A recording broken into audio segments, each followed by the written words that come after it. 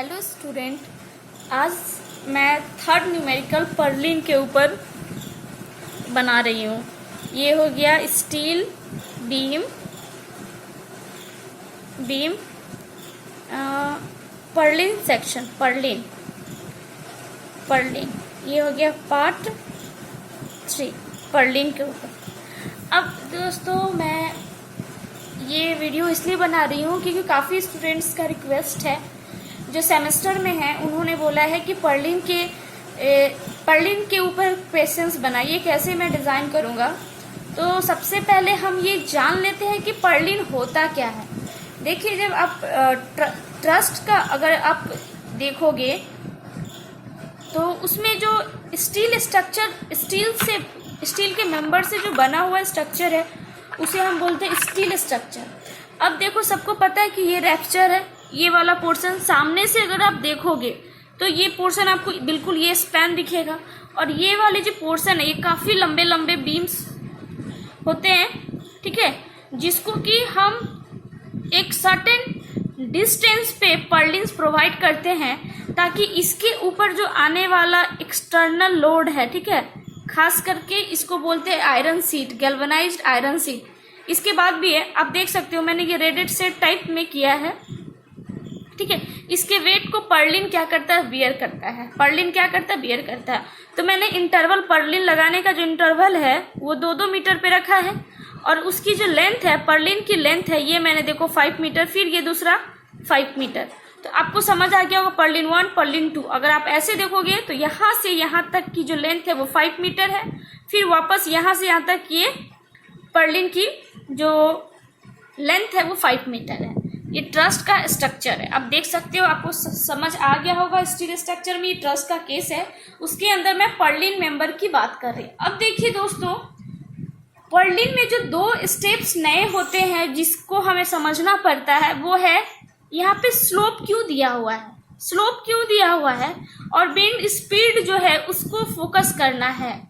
Wind speed और slope के बारे में हम बात करते हैं। तो कहता है कि design and Perlin which is I section. जो पर्लिन है, पर्लिन का कहने का सिंपल मतलब, ये जो मेंबर है ये मेंबर आई सेक्शन का है, और ये बिल्कुल क्या कर रहा है, ये जो ऊपर में सीट है, गैल्वेनाइज्ड आयरन सीट है, उसके वेट को क्या कर रहा है, रेसिस्ट कर रहा है, उसके वेट को रेसिस्ट कर रहा है। इसी के लिए हमें डिजाइन करना है, और ये पर्लिन जो है वो आई सेक्शन का है। वो पर्लिन क्या है, आई सेक्शन का है। तो क्वेश्चंस कह रहा है कि design and I section purlin for industrial building to support galvanised iron sheet roof, ठीक है। अब क्वेश्चन समझ आ गया होगा। ये जो मैंने बनाया है गैल्वेनाइज्ड आयरन का जो सीट है, आप देखोगे इसको, अगर सीट की सी बात करें तो सीट आपका कुछ इस तरीके से रहता है, ध्यान दोगे, बिल्कुल पतली सी होती है, और ये गैल्वेनाइज्ड आयरन की होती है। तो इसको सपोर्ट करने के लिए इसके नीचे पर्लिन्स को दिया जाता है, ठीक है, पर्लिन्स। अब देखिए, स्लोप ऑफ ट्रस्ट जो है, यानी कि ये जो पोर्शन है, ध्यान दीजिए, ये वाली जो पोर्शन है और इसके बीच का जो एंगल है, आप ऐसे समझ सकते हो, ये वाली पोर्शन है, इसके एंगल का जो स्लोप है वो 30 डिग्री है। तो कहता है स्लोप ऑफ ट्रस्ट कितना है, 30। ये अलग अलग क्वेश्चंस पे डिपेंड करता है। Spacing of truss centre to centre मतलब यहाँ से यहाँ तक, फिर यहाँ से लेके यहाँ तक, कितना है, 5। तो कहता है spacing of truss centre to centre. समझ आ गया, मतलब कितनी इसकी जो लेंथ है सेंटर टू सेंटर कितनी है, 5 है, फिर यहाँ से यहाँ 5 है। क्लियर है। अब देखिए, स्पैन ऑफ ट्रस्ट का मतलब होता है जो सामने में जो ये स्पैन है, किसका, लेंथ ऑफ स्पैन, ऐसे बोल सकते हैं, स्पैन लेंथ ऑफ ट्रस्ट, ये कितना गिवन है, 12 मीटर। और पर्लिन जो है वो कितने इंटरवल पे गिवन है, तो आप देख सकते हो मैंने ऐसे बना रखा है कि पर्लिन की जो इंटरवल है वो 2 मीटर पे है। ये आई होप दोस्तों आपको समझ आ गया होगा। एक पर्लिन के बाद दूसरे पर्लिन को रखने की जो गैपिंग है वो 2 मीटर का है, और पर्लिन की जो लेंथ है वो सेंटर टू सेंटर कितनी है, 5 मीटर। क्लियर है। अब देखिए, ये सारे चीज क्लियर हो गए कि 12 मीटर स्पैन, सॉरी यहाँ पे देखिए 12 मीटर आपका स्पैन का लेंथ हो गया। स्पैन का लेंथ कहने का मतलब यहाँ देखिए ये वाला ये जो लेंथ है इसको स्पैन लेंथ बोलते हैं, span length of truss. Spacing of truss centre to centre, ये देखिए सेंटर टू सेंटर, अगर मान लो यहाँ पे मैंने ऐसे ये देखिए सेंटर टू सेंटर कितना है 5 मीटर। और स्पेसिंग ऑफ पर्लिन मतलब एक पर्लिन के बाद, ये पर्लिन मान लो 1 है तो दूसरा पर्लिन की जो हम लगाएंगे उनके बीच का डिस्टेंस कितना है 2 मीटर, ठीक है। अब हम बात करते हैं विंड स्पीड। विंड स्पीड को हम वी जेड से डिनोट किए हैं, आगे आपको काम आएगा। प्लीज मैं जो सिंबल यूज करती हूँ आप वही कीजिए, आपके एग्जाम में बहुत ही आसान होगा। तो ये होता है विंड स्पीड जो है वो है मीटर पर सेकेंड, 50 मीटर पर सेकेंड। ये समझ आ गया कि विंड स्पीड की कितनी कैपेसिटी है 50 मीटर पर second. Weight of galvanised sheet, जो गैल्वेनाइज्ड ये जो सीट है अगर मैं बोलूं कि ये 1 मीटर का है, ठीक है, लेंथ पर मीटर, अगर मान लो मैं ऐसे ही बात करती हूँ कि अगर ये 1 मीटर है तो इसकी वेट कितनी है 120 न्यूटन पर मीटर, यानी 1 मीटर गैल्वेनाइज्ड की जो वेट है वो कितना है 120। लेकिन जो हमारा इंटरवल है वो 2 मीटर का है, तो इतना लेंथ निकालने, इतने लेंथ के 2 मीटर में कितना वेट होगा ये मुझे फाइंड करना होगा, क्योंकि इतने सीट के लिए तो गिवन है 120 न्यूटन 1 मीटर के लिए। लेकिन जो हमारा सीट जो है पर्लिन्स जो है वो 2-2 मीटर के इंटरवल पे लगा हुआ है, उसके बारे में मैं बात करूंगी, क्यों मैं बार बार बोल रही हूँ। और फिर ग्रेड ऑफ स्टील कितना है 410। आई होप दोस्तों आपको सारा कुछ क्लियर हो गया होगा। अब हम बात करते हैं कि अगर हमारा आयरन जो है 410 है तो Fy कितना हो जाएगी, Fy कितना हो जाएगा हमारा 250 न्यूटन पर मिलीमीटर। अब वेट जो है weight of galvanised iron, weight of galvanised iron का कितना है 120 न्यूटन पर मीटर, यानी कि 1 मीटर के लिए कितना वेट है 120। ऐसे पूछ सकते हो 1 मीटर में कितना वेट है 120 न्यूटन का, तो हमें weight of galvanised sheet for 2 metre कितना होगा, सिंपली यूनिटरी मेथड लगा देंगे, 2 से मल्टीप्लाई कर देंगे 240 न्यूटन पर मीटर। अब देखिए दोस्तों ये जो फोर्स है ये गैल्वेनाइज्ड आयरन स्टील के कारण वो डाउनवर्ड लगेगा, तो मैंने इसे डाउनवर्ड शो कर दिया, ठीक है। क्यों, ताकि जितने डाउनवर्ड फोर्स है पर्लिन गिवन है क्वेश्चन में, आप देखो dead load for Perlin 110 Newton है, ये भी क्या है डेड लोड है, तो dead load for Perlin 100 Newton पर मीटर, ये भी क्या होगा डाउनवर्ड, ये भी क्या होगा डाउनवर्ड होगा, डाउनवर्ड एक्ट करेगा। तो मैंने टोटल डेड लोड क्या कर लिया काउंट कर लिया, वो फोर्स कितना हो गया 340 न्यूटन पर मीटर। क्लियर है कैसे निकाला। अब हम बात करेंगे W वेट जो हमारा 340 आया किसके किसके कारण, एक तो हमारा गैल्वेनाइज्ड आयरन सीट के कारण वेट आया, उस वेट का उसको, और plus dead load of Perlin जोड़ के कितना आया 340 किलो न्यूटन पर मीटर। अब जब हम इसे W कंपोनेंट को x एक्सिस और y एक्सिस में तोड़ेंगे तो देखिए y एक्सिस जो परपेंडिकुलर ट्रस्ट के ऊपर जो परपेंडिकुलर होगा वो होगा W cos थीटा, क्यों, क्योंकि ये थीटा की वैल्यू 30 डिग्री है, और जो x एक्सिस के पैरेलल होगा, x एक्सिस के पैरेलल वो W sin थीटा, W का कंपोनेंट मैंने तोड़ दिया। तो डेड लोड जो है dead load for the y axis which is perpendicular on roof क्या होगा W cos थीटा, W की वैल्यू 345 है, cos थीटा की वैल्यू आपको पता है, जब मैंने इसे सॉल्व किया 294.5 न्यूटन, ये भी क्या है डाउनवर्ड है, ध्यान दीजिए ये डाउनवर्ड डायरेक्शन में लग रहा है। अब देखिए जो डेड लोड है total dead load in y axis which is parallel to roof, ये y एक्सिस के पैरेलल है, तो ये क्या हो जाएगा W sin थीटा, थीटा की वैल्यू पता है 30 डिग्री, तो मेरा कितना आ गया 170 न्यूटन पर मीटर। दैट मीन्स ये क्या है, ये पैरेलल फोर्स है, ठीक है, ये फोर्स पैरेलल है, पैरेलल टू रूफ।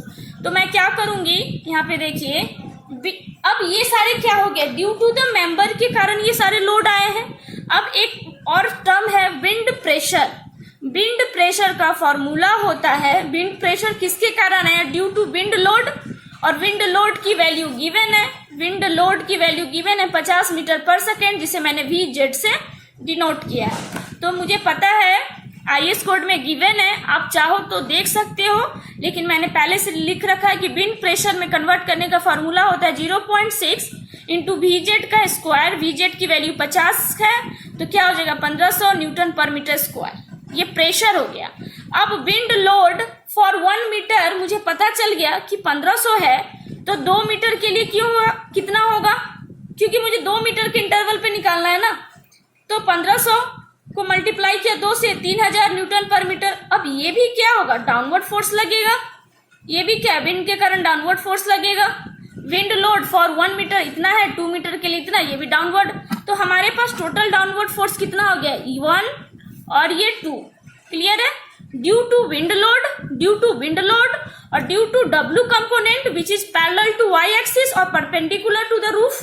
ये 1 और 2 को जब ऐड कर देंगे तो टोटल लोड जो मैंने लिखा है, प्लीज आप इसे ध्यान दीजिए, total load acting on roof which is normal to roof. तो नॉर्मल टू रूफ जो हो गया वो मैंने PY से डिनोट किया। मैं बार बार बोल रही हूँ, मैंने जो सिंबल यूज किया आप वही यूज करो। तो जो हमारा डाउनवर्ड है वो 3000 है, किसके कारण, due to wind load. Wind load के कारण 3000 देखो डाउनवर्ड है। और दूसरा है self weight of galvanised iron for 2 metre. 2 metre के लिए कितना है, ध्यान दो, यहाँ देखो 2 मीटर के लिए मैंने निकाल लिया था सारा, ये 294.5 ये हमारा dead load in Y axis है। तो ये दोनों को मैंने ऐड कर दिया। जब मैंने दोनों को ऐड किया तो 3294.5 न्यूटन पर मीटर। अब मैंने इसे फैक्टर लोड में कन्वर्ट कर दिया। फैक्टर लोड में कन्वर्ट कर दिया तो हमारा PY जो है वो फैक्टर लोड से मल्टीप्लाई करने के फैक्टर लोड में कन्वर्ट हो गया, तो 4941.75 न्यूटन पर मीटर मिलीमीटर। अब उसके बाद PX में सिर्फ हमारा एक ही वैल्यू है 170, उसको भी मैंने फैक्टर लोड में कन्वर्ट कर दिया।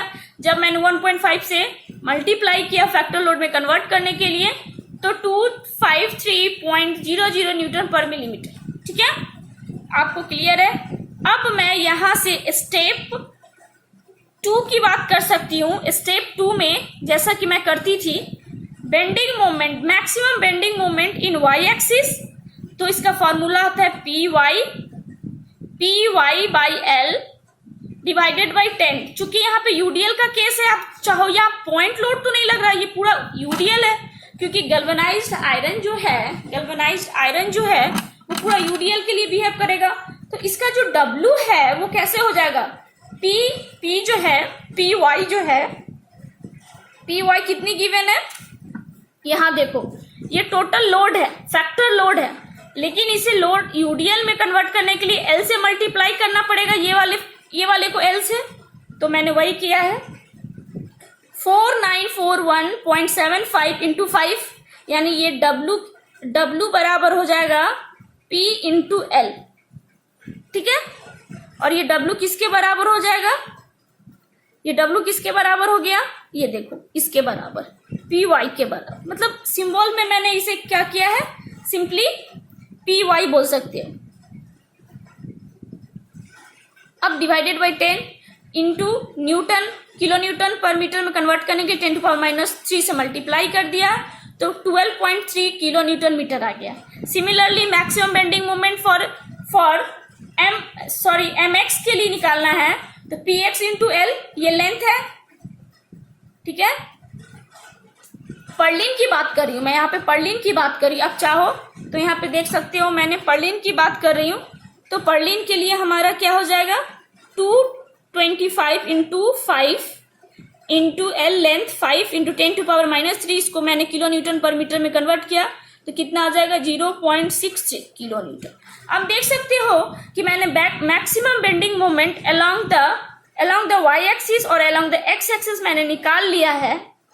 तो मैं थर्ड स्टेप जो मैंने अपने 2 वीडियो में बनाया है, थर्ड स्टेप में मैं क्या करूंगी, आई सेक्शन रिक्वायर के लिए बेंडिंग मोमेंट निकालूंगी। बेंडिंग मोमेंट निकालूंगी तो मैंने एम जेड रिक्वायर के लिए फॉर्मूला होता है एम, लेकिन यहाँ पे एम वाई है और एम एक्स है, एक्स के अलोंग भी है और वाई के अलोंग भी है, तो एक नया फॉर्मूला बन के आता है M y into gamma M naught divided by F y plus 2.5 into b by d. B by d हम यहाँ पे थोड़ा सा एजम्पशन लेके चलते हैं, एज्यूम करके चलते हैं कि डी की वैल्यू आप चाहो तो 100 भी ले सकते हो, 120 भी ले सकते हो, मैंने 125 mm लिया है। और फ्रेंच की जो विड्थ है वो मैंने कितने ली है, 75, यानी कि डेप्थ कितना है 125 mm और विड्थ ऑफ फ्लेंज 75। आप यहाँ पे चाहो तो डाल सकते हो। बी की वैल्यू मैंने कितनी ली है 75 और डी की वैल्यू 125 इंटू एम एक्स की वैल्यू यहाँ से आप देखो 0.63 into gamma naught 1.1 divided by F y की वैल्यू 250 होती है। इसके बाद जो स्टेप 3 के बाद जो भी आपको स्टेप 4, 5, 6 है, सिमिलरली हमारा जो इस वीडियो का लास्ट लेक्चर है पार्ट 2 है, उसमें रिपीट है। दोस्तों मैंने ये स्पेशल रिक्वेस्ट पे बनाया था पर्लिन का क्वेश्चन। अगर आपको मेरा ये वीडियो अच्छा लगे तो प्लीज़ मेरे चैनल को लाइक, शेयर एंड सब्सक्राइब कीजिए। Thank you.